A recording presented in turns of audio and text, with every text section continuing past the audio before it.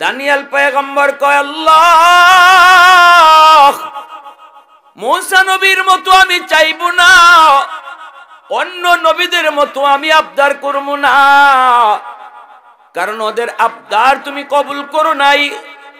কিন্তু আমি এমন একটা দরখাস্ত করব, এটা তোমার কবুল করাই লাগবে। দানিয়েল পয়গম্বর কয়, আল্লাহ, আমার ইন্তেকালের পর আমার লাশটারে তুমি ফসাইও না, গলাইও না, তোমার কুদরতে সংরক্ষণ কইরা রাখো। আর ওই নবীর কোন একজন উম্মতের হাতে আমারে কাফন দাফন করায়ও। ওই নবীর কোন একজন উম্মতের হাতে আমার কাফন দাফন করায় দিও। আল্লাহ, আমার আবদার তুমি এই আবদারটা কবুল করবানি। আল্লাহ বলে, যাও, এই আবদার আমি কবুল করলাম। এজন্যই আল্লাহর নবী, রহমতের নবী, তিনি হাদিসে ভবিষ্যৎবাণী করেছেন, ইরাক যখন বিজয় হবে, আমার একজন সাহাবী যায়া সেই দানিয়েল পয়গম্বরের লাশটা পাবে, রাজ দরবারে লাশটা পাবে দানিয়েল পয়গম্বরের, যেই লাশটাকে আল্লাহ তার কুদরতে হেফাজত করে রাখছেন, এবং আমার একজন সাহাবীর হাতেই তার কাফন দাফন জানাজা হবে। আবু মুসা আশআরী রাদিয়াল্লাহু তাআলা আনহু বহুত বড় নবীর সাহাবী, ওনার নেতৃত্বে ইরাক বিজয় হলো।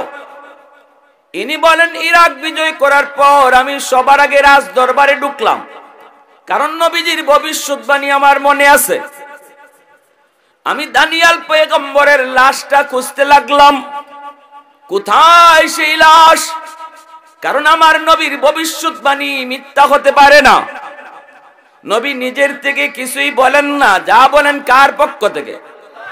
মা ইয়ানতিকু আনিল হাওয়া ইন হুয়া ইল্লা ওয়াহয়ুন ইউহা।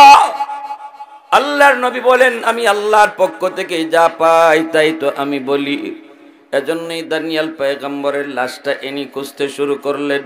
পেয়ে গেলেন গভীর থেকে গভীর ভিতরে একটা রুমের ভিতরে নবীর সাহাবী আবু মুসা আশআরী রাদিয়াল্লাহু তাআলা আনহু, তিনি যায় ঢুকলেন। ঢুকেই দেখেন একটা কফিন, কফিনের পাশে একজন বুড়া মানুষ বসা।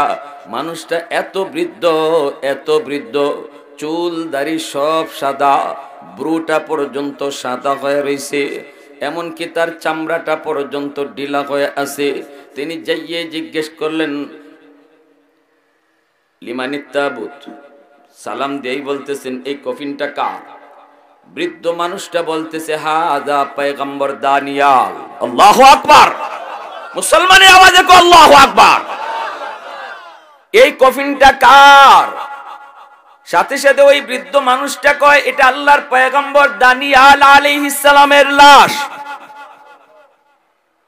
আবু মুসা আশআরী রাদিয়াল্লাহু তাআলা আনহু বলেন, আমি দুনিয়াতে কোনোদিন এত আনন্দিত হই নাই রে। ওই দিন আমি যত আনন্দ হয়েছি, যতটা আমি খুশি হয়েছি, কারণ ওই মুহূর্তে আমি বুঝতেছিলাম আমার চোখে আমি আল্লাহর জমিনে দুইজন পয়গম্বরকে নিজের চোখে দেখতেছি, একজন আমার নবী আর একজন দানিয়াল। আল্লাহু আকবার! কাফন সরাইলাম, কফিন খুললাম, কাফন দাফন করলাম, নিজের চোখে পয়গম্বরকে দেখলাম। এরপরে দাফন কাফন হলো। ওমর ফারুক রাদিয়াল্লাহু তাআলা আনহুর জামানার ঘটনা।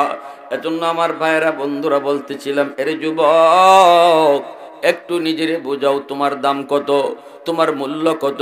তোমার আমার মতো মানুষ, তোমার আমার মতো একজন সাধারণ উম্মত হওয়ার জন্য বনি ইসরাইলের বড় বড় পয়গম্বররা আফসোস করছে,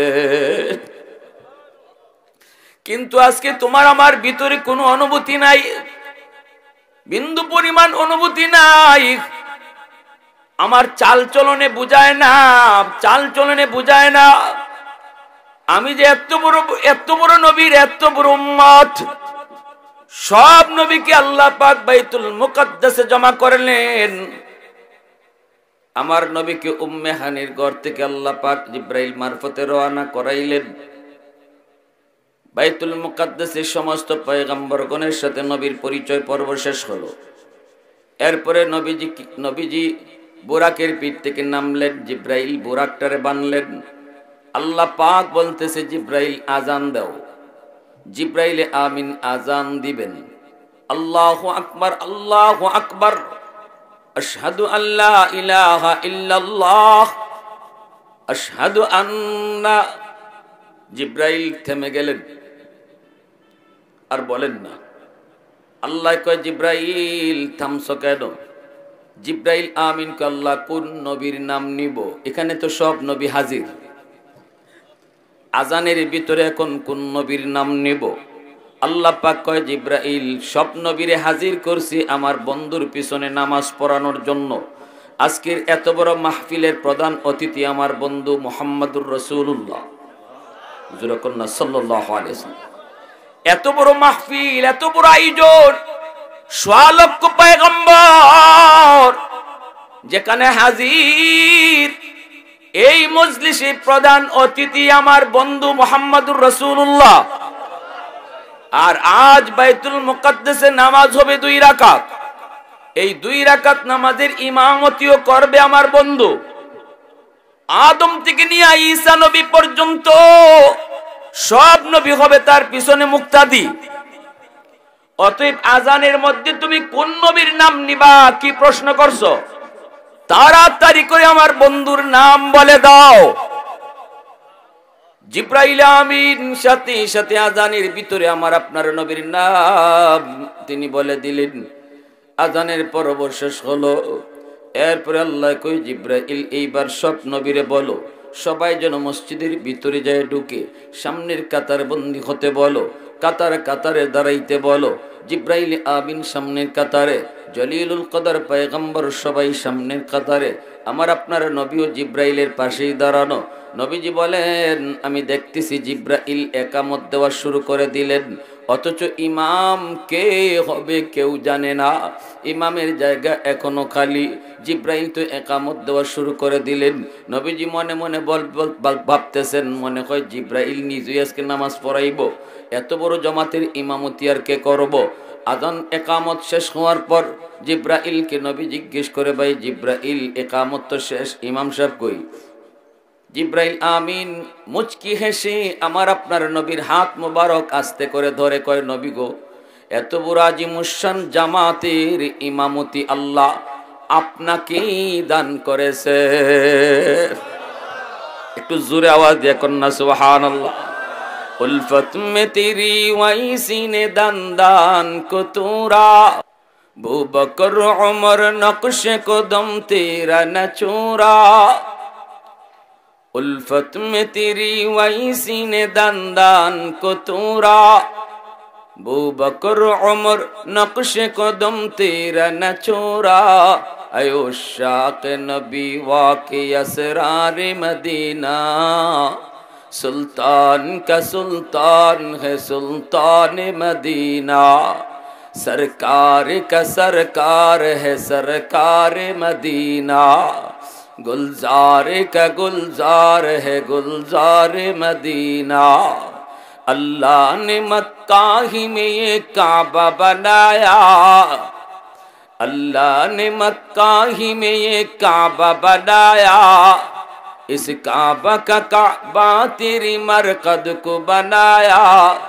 ऐसा लम्हा जी चले जा राहे मदीना, सुल्तान का सुल्तान है सुल्तान मदीना, सरकार का सरकार है सरकार मदीना, गुलजार का गुलजार है गुलजार मदीना।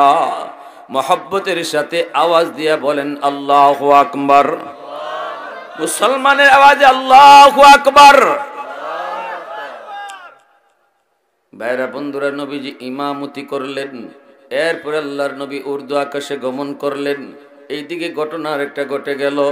কি ঘটনা ঘটছে? এই মেরাজের সফরের বেশ কিছুদিন পর নবীজি রোম সম্রাটের কাছে যখন কালেমার দাওয়াত দিয়ে একটা চিঠি লিখলেন, রোম সম্রাট সে বলতেছে, দেখো মক্কার কোনো মানুষ রোম দেশে আসেনি, যদি পাও তাহলে ধরে নিয়ে আসো।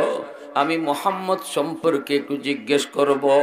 মুহাম্মদের পক্ষ থেকে চিঠি এসেছে, কালেমার দাওয়াত নিয়ে চিঠি এসেছে। এই চিঠিটা আমি পড়ব, চিঠিটা খুলব, চিঠিটা দেখব, এরপরে মুহাম্মদ সম্পর্কে কিছু প্রশ্ন করব। মক্কার কোনো মানুষ যদি পাও তাহলে ধরে নিয়ে আসো। খুঁজে খুঁজে তারা পেয়ে গেল আবু সুফিয়ান, মক্কার কাফেরদের লিডার আবু সুফিয়ান তখন রোমে ছিল। ওই আবু সুফিয়ানকে দইরা তারা বাদশার দরবারে নিল। আবু সুফিয়ান তো তখন নবীর কঠিন থেকে কঠিন দুশমন, নবীজির কঠিন থেকে কঠিন দুশমন। কিন্তু পরবর্তীতে ইনি কালেমা পরে মুসলমান হয়েছেন, নবীজির সাহাবী হয়েছেন। এমনিতেও নবীর আত্মীয়, নবীজির শ্বশুর হন। ওনার কলিজার টুকরা মেয়ে উম্মে হাবিবা রাদিয়াল্লাহু তাআলা আনহা, আমার আপনার নবীর পবিত্র বিবি, পবিত্র একজন বিবি। এই আবু সুফিয়ানের সঙ্গে নবীজির চরম থেকে চরম দুশ্মনী ছিল। আবু সুফিয়ান নবীকে খারাপ জানতো। ওই মুহূর্তে রোমের বাদশার সামনে হাজির করা হলো। রোমের বাদশাহ জিজ্ঞেস করে, মিয়া বাড়ি কই? কয় বাড়ি হলো মক্কায়। মুহাম্মদ রে চিননি? কয় ভালো করে চিনি। বলো তো মুহাম্মদ কেমন মানুষ? মুহাম্মদ কেমন মানুষ তুমি একটু বলো। আমাকে কালেমার দাওয়াত দিয়ে চিঠি দিয়েছে, এবার আমি কালেমা পড়ব কি পড়ব না, আগে তো মানুষটা কেমন জানতে হবে। আবু সুফিয়ান পড়ছে বিপদে, লিডার তো কেমনে কয় মুহাম্মদ খারাপ? যদি কয় খারাপ তাহলে এটা জিতা মিশা কথা। জিতা মিশা কথা বুঝেননি? হ্যাঁ, সিলেটি ভাষা কিতা কয়? এর উপরে কোনো মিশা হইতে পারে না। এটার কিতা কয়? জিতা মিশা কথা, ডাহা মিশা কথা। আবু সুফিয়ান ভাবে, আমি যদি বলি মোহাম্মদ খারাপ, তাহলে এটা আমার বিবেকে আমার বিবেকে পেশাব করে দেয়, ঘৃণা করে। কয় তুই এটা কি কইলি? একটা কথারও তো একটা লিমিট আছে। এত বালা মানুষটারে খারাপ কয় কেমনে? ঠিক কিনা জোরে কর।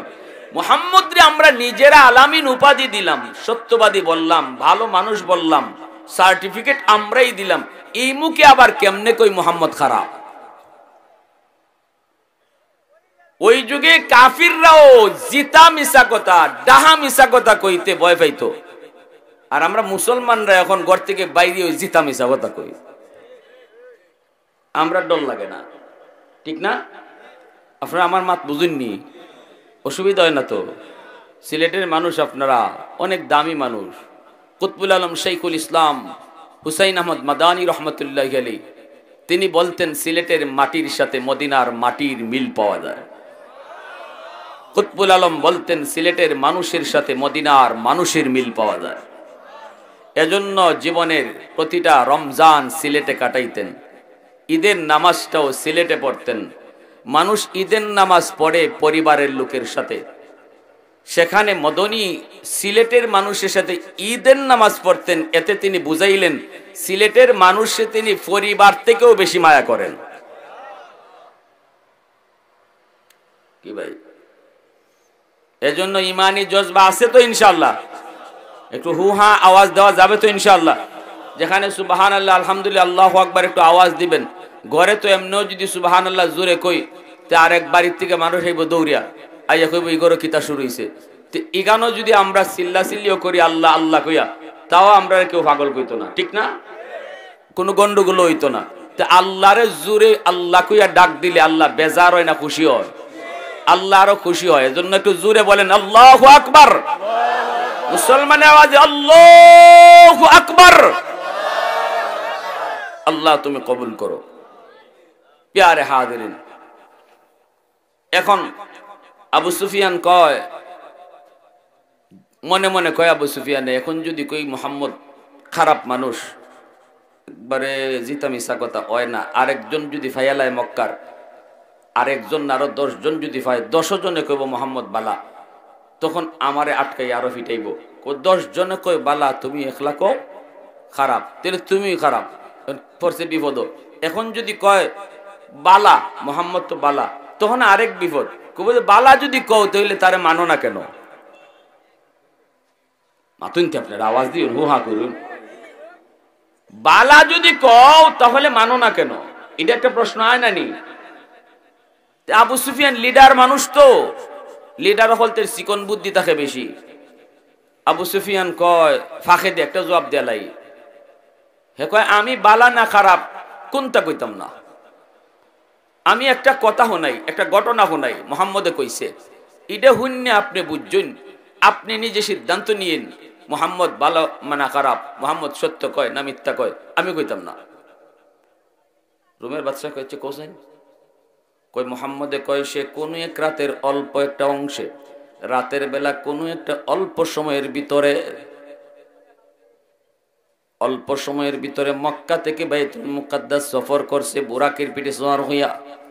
বুরাক হলো এমন একটা জন্তু যার একটা কদম দৃষ্টি যত দূর অত দূর পর্যন্ত এই বুরাকের একটা কদম যায়। আরো আস্তে কোন সুবহানাল্লাহ, বোঝা যায় ইজাত গুরা বহু ফালছুন আপনারা জীবনে। সুবহানাল্লাহর আওয়াজে বোঝা যায় বুরাকের এক একটা কদম হলো চোখ যদ্দূর যায় অদ্দূর বুরাকের একটা কদম যায়। এই বুরাকের পিঠে সওয়ার হয়ে সে বাইতুল মুকাদ্দাস আসলো। এখানে ১৬ লক্ষ পয়গম্বরকে আল্লাহ জমা করলো। এখানে আজান হলো, নামাজ হলো, নামাজের ইমামতি সে করলো। এরপরে সেখান থেকে তারে উর্দু আকাশে সফর করানো হলো। প্রথম আকাশ, দ্বিতীয় আকাশ, তৃতীয়, চতুর্থ, পঞ্চম, ষষ্ঠ, সপ্তম। এরপরে আল্লাহর সাথে তার সাক্ষাৎ হলো, কথা হলো।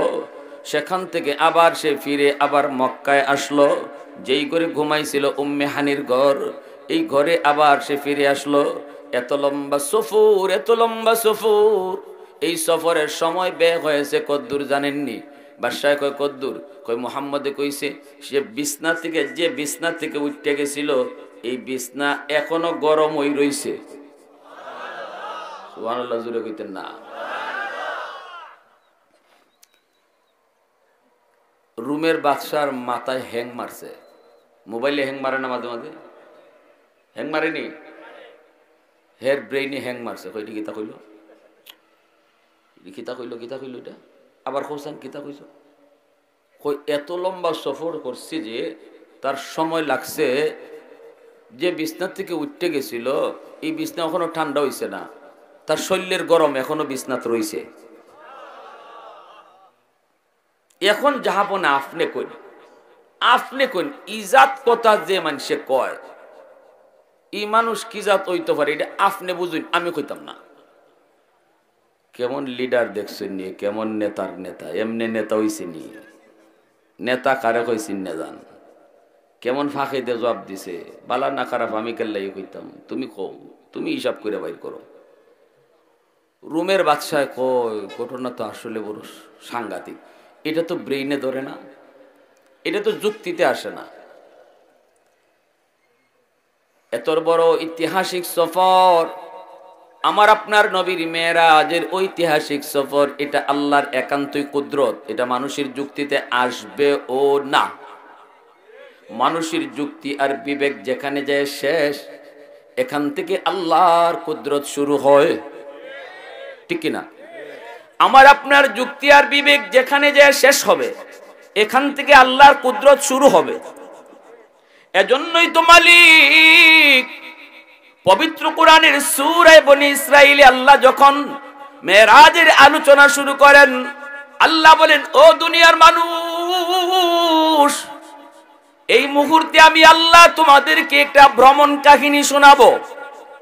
যেই ভ্রমণটা আমি আল্লাহ আমার বন্ধুকে করাইছি, যেই সফরটা আমি আল্লাহ আমার বন্ধুরে করাইছি, এমন এক সফর যেই সফরটা তোমাদের বিবেকে ধরবে না, তোমাদের বুদ্ধিতে আসবে না, তোমাদের যুক্তিতে ধরবে না, এরপরও সত্য আমি করাইছি, কারণ এটা আমার কুদরত। এজন্য আল্লাহ কয় ঘটনা শুনাইমু পরে, আগে সুবহানাল্লাহ কও। সুবহানাল্লাহ জোরে কও। সুবহানাল্লাযী আসরা বিআবদিহি লাইলাম মিনাল মাসজিদিল হারাম ইলাল মাসজিদিল আকসা। আল্লাহ পাক ঘটনা শুনাইছেন পরে, আগে আমাদের মুখ দিয়া সুবহানাল্লাহ বাইর করাইছেন। এটা এমন এক ঐতিহাসিক সফর, যেই সফর তোমার বিবেকে ধরবে না, তোমার বুদ্ধিতে আসবে না, তোমার যুক্তিতেও ধরবে না। এজন্য সুবহানাল্লাহ আগে পড়ো। ভাইরা বন্ধুরা, রোম সম্রাট তোর মাথায় হ্যাং মারলো, তার তো বুদ্ধিতে আসে না, সে তো মুসলমান না, ইমানদার না, বুদ্ধিতে তো আসবেই না। আল্লাহর কুদরত কি জিনিস তাও সে বুঝে না, তাও তারা জানে না। এইবার রুমের বাদশাহ কয়, আমার তো বুদ্ধিতে আসে না। নীরব নিস্তব্ধ হয়ে গেল এই রাজ দরবার। ওই অবস্থায় একজন বৃদ্ধ মানুষ বাইতুল মুকাদ্দাসের খাদেম, কিন্তু সে কোনো মুসলমান হয় নাই। সে আওয়াজ দিয়ে বলতেছে, বাদশাহ জাহাপনা, আমাকে একটু সুযোগ দেন, আমি আরবি ভাইটাকে কিছু প্রশ্ন করব। কয় করো। সে তখন বলতেছে, ভাই বাড়ি কোথায়? কয় মক্কায়। মোহাম্মদ চিনো? কয় ভালো করে চিনি। আচ্ছা, মোহাম্মদ যে এই ঘটনা শুনাইছে বাইতুল মুকাদ্দাসে, ওই এক রাতে আসছেন, এই রাতে ১.৫ লক্ষ পয়গম্বর জমা হইছে, বাইতুল মুকাদ্দাসে নামাজ আদায় হইছে, এটা কোন রাত? এই রাতটা তুমি জানোনি? এটা কোন রাতের ঘটনা যা জানোনি? আবু সুফিয়ান কয়, হ তাও জানি।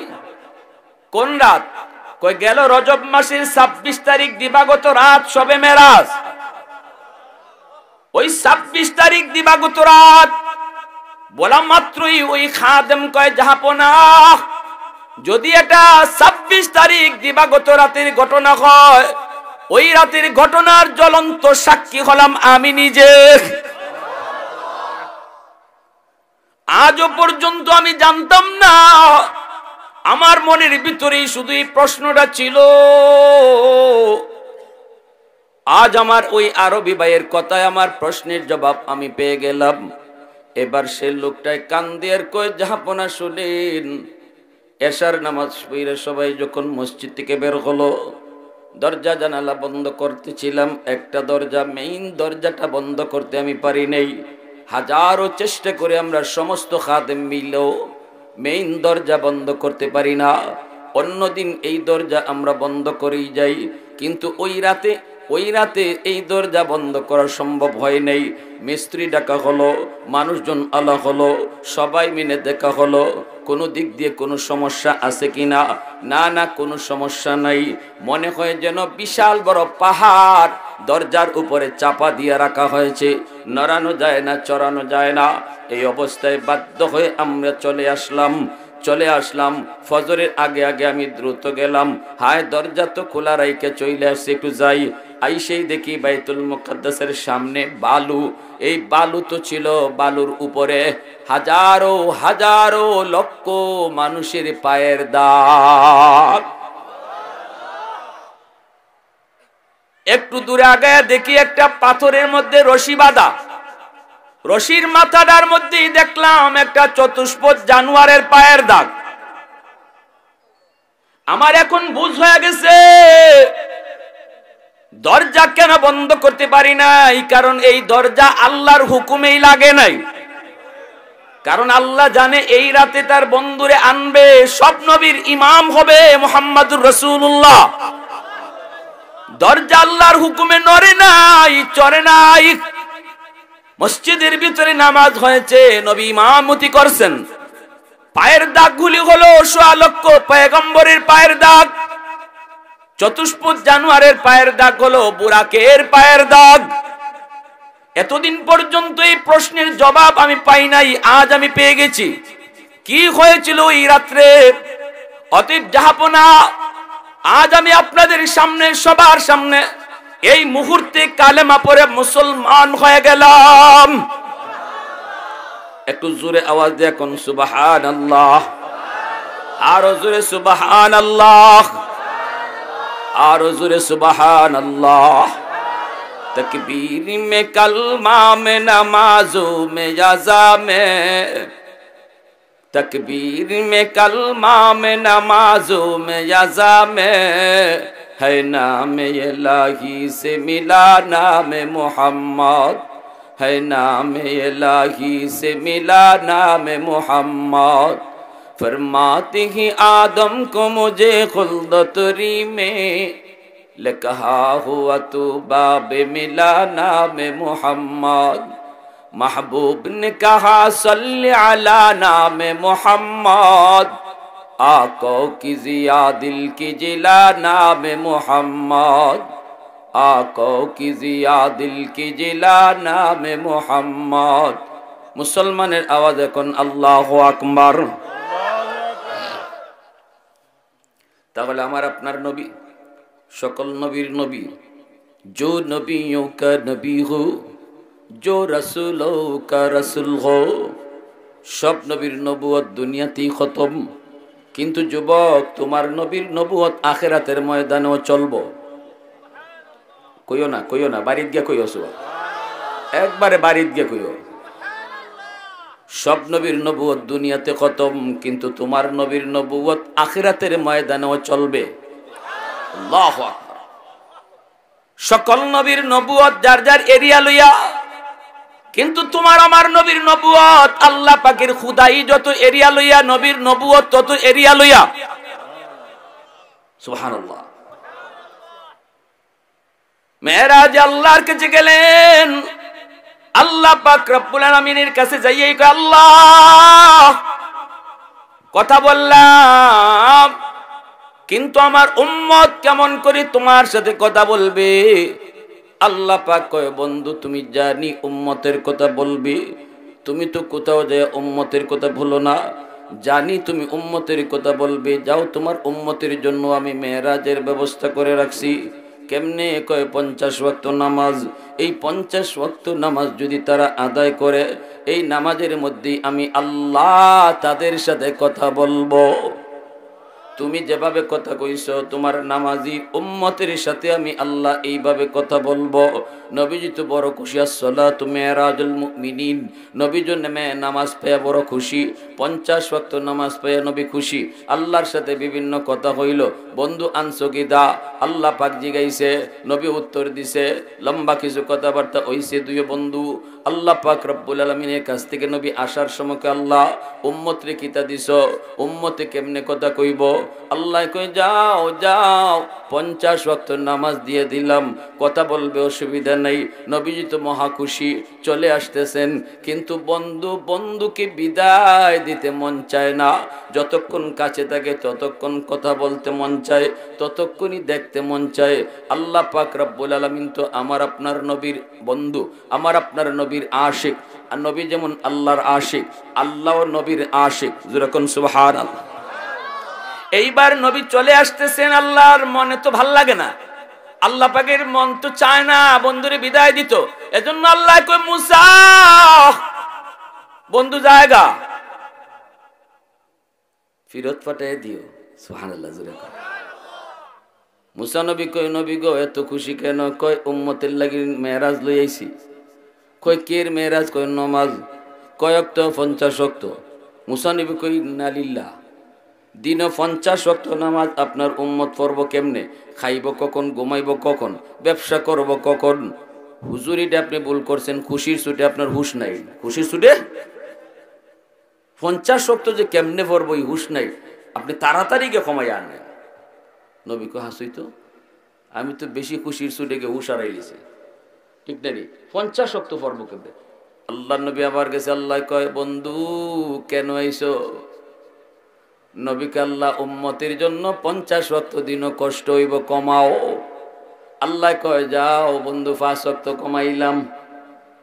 কয় ওয়াক্ত কমাইছে? 50 ওয়াক্ত থেকে 5 ওয়াক্ত কমলে রইছে কয় ওয়াক্ত? 45 ওয়াক্ত লইয়া আল্লাহর নবী আয়। আল্লাহ নবী যখন যায়, আল্লাহ কয়, মুসা রে জায়গা তো বন্ধু, আবার বুঝায়া শোনায়া ফিরত পাঠাইয়া দিও।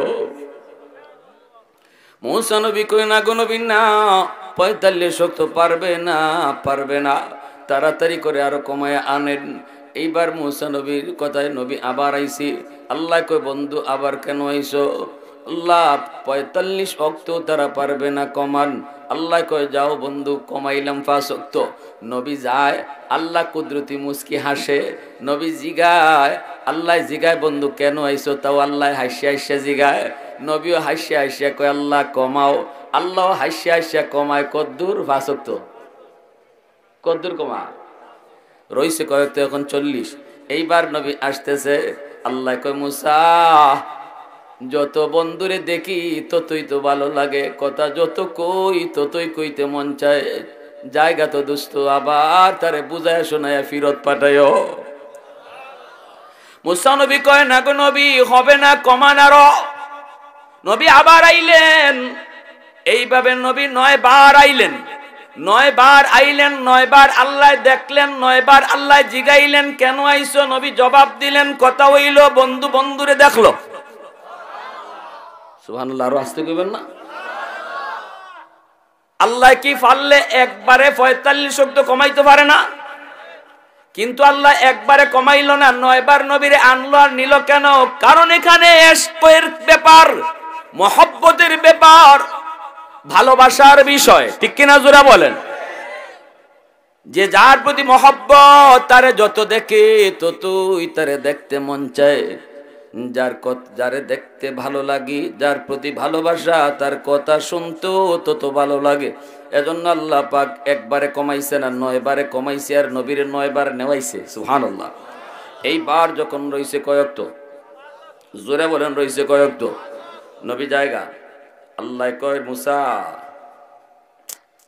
কি কইতাম, বন্ধুর সাথে খালি কথা কইতেই মন চায়, ৫ ওয়াক্ত লইয়া যাইতেছে, আবারও বুঝাইয়া শোনাইয়া ফিরত পাঠাইও, দেখি কি করা যায়।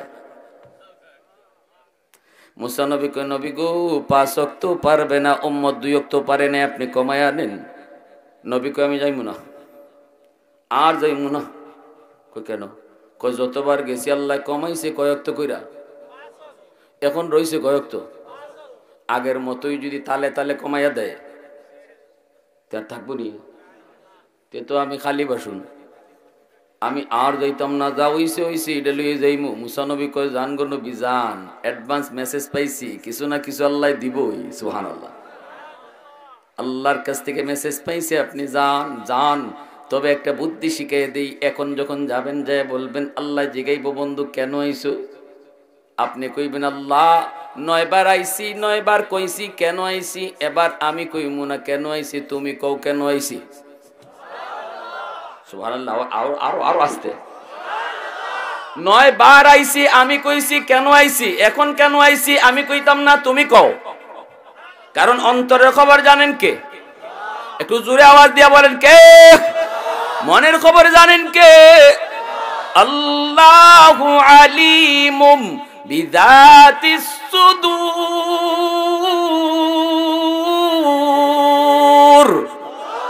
অন্তরের খবর জানার মালিক কে? দয়াল বাবা, মাতো না দিব। অন্তরের খবর জানে কে? দয়াল বাবা, খাজা বাবা, জটাশা, ল্যাংটাশা, বদনাশা, কোনো বাবাই মনের খবর জানে না। মনের খবর জানেন শুধুমাত্র। এই আকীদা বিশ্বাসে যদি গন্ডগোল থাকে, এই নামাজ পড়ে লাভ হইতো না। যদি আপনি মনে করেন আল্লাহ যা জানে, আল্লাহ যা পারে, আমার দয়াল বাবাও জানে, আমার খাজা বাবাও জানে, খাজা বাবাও পারে, এমনকি আমার নবীও আল্লাহ যা পারে তা পারে, যদি এমন আকীদা বিশ্বাস থাকে, তাহলে শিরিক হয়ে যাবে। কি হয়ে যাবে?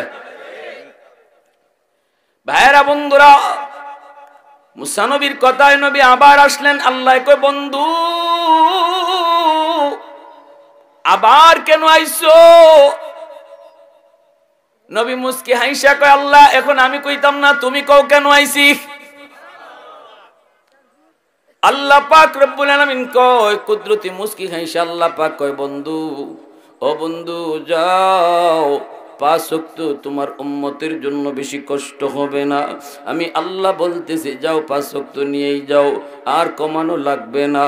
তবে শোনো শোনো, তুমি যখন আইসই, আমি আল্লাহ বলতেছি, তোমার উম্মতকে আমি ডাইকা ডাইকা নামাজ পড়ায়া নিমু। সুবহানাল্লাহ। মসজিদের মিনার থেকে মুয়াজ্জিনের আওয়াজ নয়, ডাকবো আমি আল্লাহ। মাউতটা মুয়াজ্জিনের, ডাকটা আমি আল্লাহর। আল্লাহু আকবার, আল্লাহু আকবার কইয়া আল্লাহ নিজে ডাকবে। আল্লাহ বড়, আল্লাহ বড়। আল্লাহ কইব, বান্দা এ বান্দা, তোর দোকানদারি বড় নয়, আমি আল্লাহ বড়, মসজিদে আয়। এ বান্দা, না না না, তোর বন্ধু বড় নয়, আমি আল্লাহ বড়, তুই মসজিদে আয়। এজন্য আল্লাহ কইছে, বন্ধু টেনশন তুমি করো না, তোমার উম্মতকে আমি আল্লাহ নামাজ পড়ানির জিম্মাদারি নিলাম। আমি ডাইকা ডাইকা তাদেরকে নামাজ পড়ায়া নিমু।